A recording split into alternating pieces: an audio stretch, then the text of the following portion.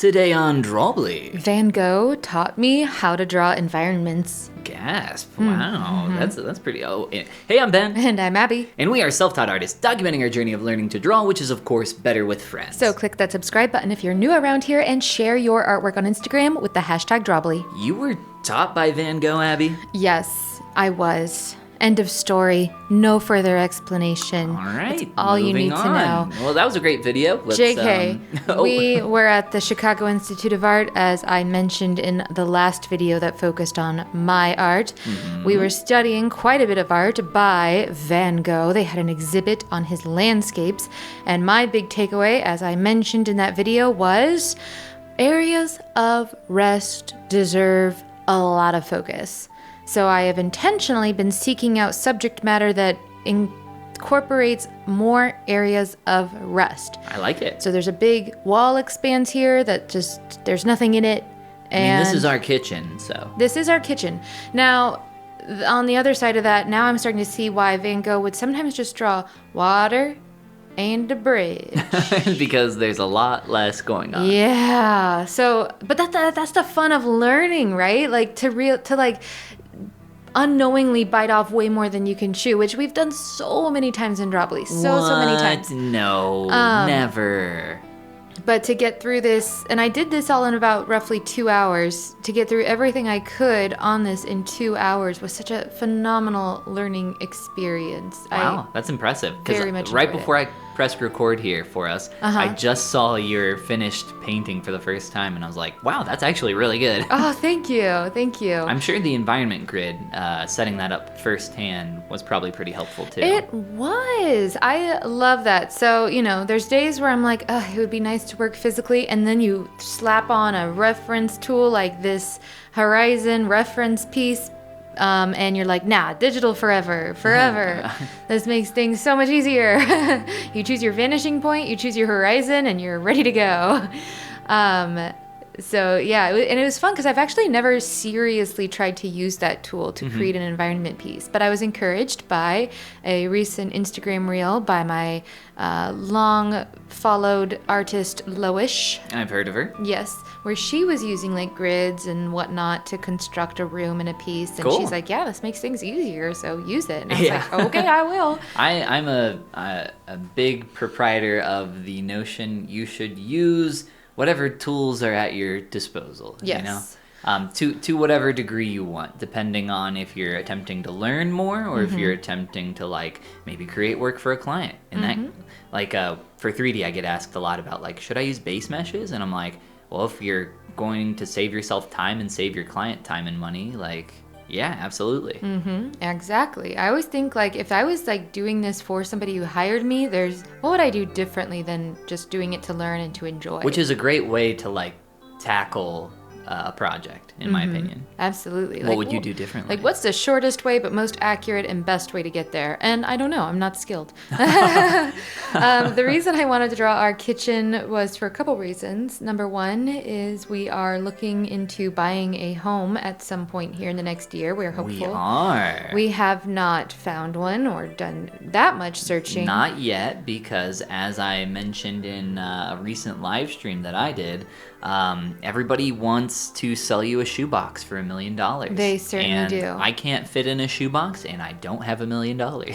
Yes, exactly. So on that note, though, I love where we currently live, but we are renting, and it's a beautiful home with one of the most beautiful kitchens I've ever had the pleasure of, having be my kitchen. And so I was just really wanting to draw that. I've always wanted to draw our kitchen to remember it by, because our kitchen is probably my favorite place in this house that we rent. It's large, it is light, it is light, and it is coolly colored, and everything's quite updated.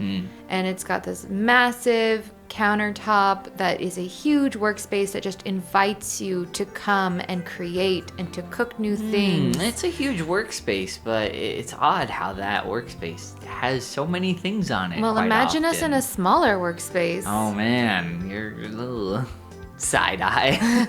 Bombastic side eye. You're just, that was totally nuts.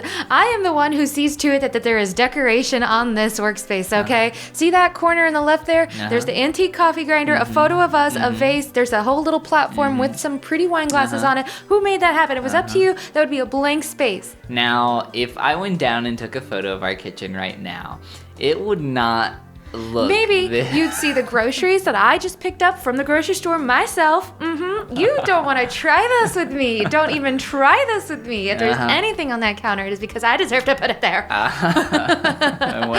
Also, our newest addition, Smeg. Yep. Tell him about Smeg, Ben. Smeg is not mine to tell, Abby. Smeg is your brand new pet. Smeg is the espresso machine, and as a certified, lifelong, unapologetic addict to caffeine and coffee, Smeg is the best. My younger brother, who is absolutely the best, worked now at a high-end kitchenware store and was, for a variety of reasons, finding himself with 2 espresso machines secured from that store as like surplus equipment. Essentially, someone returned it because it didn't work and it happened to be just missing a single simple plastic part. But by then, the owner of the store said, this needs to go. It doesn't work. And my brother took it, because with full permissions and everything, not illegally. Wink. And then one day I was walking around with said brother, and he said, oh, by the way, I have an extra espresso machine. Would you like it? And I said, yeah. And he gave me this gorgeous bean to coffee. And this is an expensive machine that this company. I never would have bought one. They were just going to throw it away. It's like a $1,200 coffee maker. The waste of the corporate machine. Yeah, I can't believe they were going to throw it away. That's crazy. Or something, yeah. And so now it sits on our countertop, and it is just so wonderful. And Abby uses it 6 times a day. 4 times, okay? No. But I do collect the grounds for a gardener friend of ours, and that makes it all okay. That makes it all okay. That my heart rate's perpetually 110. No, it's not 110. My heart rate is not 110. It's 105, guys. It's totally fine and normal. A totally normal heart rate. Anyway, here we have a beautifully clean kitchen in this picture. I love the reflection on the countertop. Yeah, I polished it. Cough, cough. It's also clean, cough, cough, because I spent over an hour, cough, cough, cleaning it after our wedding. Because we got home and wedding exploded in our house after the wedding. You make it sound like I didn't clean at all or don't clean at all. That's an interesting way to phrase it. This particular moment was based on my work. You do often clean, but this particular frozen moment in time, I will say I did spend... So post-wedding, you're saying I didn't clean up anything in the kitchen or dining room? Oh my God, we need to have a divorce. Oh my God, divorce. It's like the song that they play at weddings. Reverse. Divorce. The cha-cha. Marital bliss. The cha-cha slide. Yeah. Divorce. One hop this time. Reverse. Divorce. No, you divorce clean a ton. To the left. I'm all jokes aside, Ben. You are an incredible life partner, and you clean and you keep things wonderfully beautiful. And I'm very lucky, especially considering you are so lucky.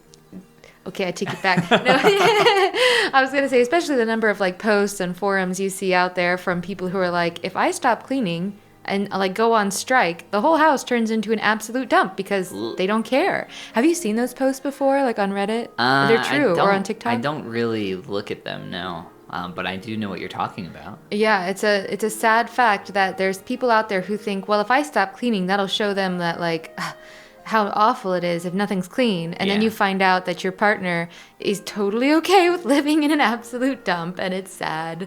But you aren't like that, and I'm not like that. Yeah, for sure. You are not like that. You're not like that either. What are you you are really this? All this I did. You are the worst. You are just so sassy. Divorce. No. Do you end up doing the pantry here at all? No, I just give it I give it a shadowy reference. Actually, this isn't the original photo that I took to work from. This is just a different one because for some reason I couldn't find that one again on my iPad. I think it's not the original photo, or maybe it is. Either way, I mean, it's in your reference tool there. Yeah, but oh, you know what it was? Actually, for the greater part of this, I had it open on my desktop computer because I was reluctant to give up any portion of my iPad screen space to the reference window. But when I was somewhere else drawing, I didn't have access to the photo on my desktop, so I had to use one that was already in my iPad, but it wasn't the same one because for some reason I had cut that out of my iPad. And it was different. Hey, I like the textures that you're adding to the chairs. These look really cool. Thank you. The drawings? Yeah, you're doing a good job with the pattern, texture pattern, thank you. whatever you want to call it. Same thing. Thank you very much. Ooh, I like. Yes. This is so bright and inviting. And look, Smeg's there, our pet coffee machine. So as mentioned earlier on, I focused on big areas of rest to counterbalance the areas of detail because that was one of my biggest takeaways from the Van Gogh exhibit in Chicago. It's a small difference, but hey, small differences add up into eventually big changes and if you want small differences to add up into big changes, click that like and subscribe button. And share your work on Instagram with #Drawbli because drawing is better with friends. And this is the part where we say goodbye. Goomba. You have never been so sassy. I don't know what you're talking about. In a Drawbli episode before, you were all sass, mister. I literally don't know what you're talking about. You are so sassy. All I had was nice things to say about your drawing. You literally did not. And I said it's beautiful go right to and jail. bright Right and to jail. inviting. Right to jail.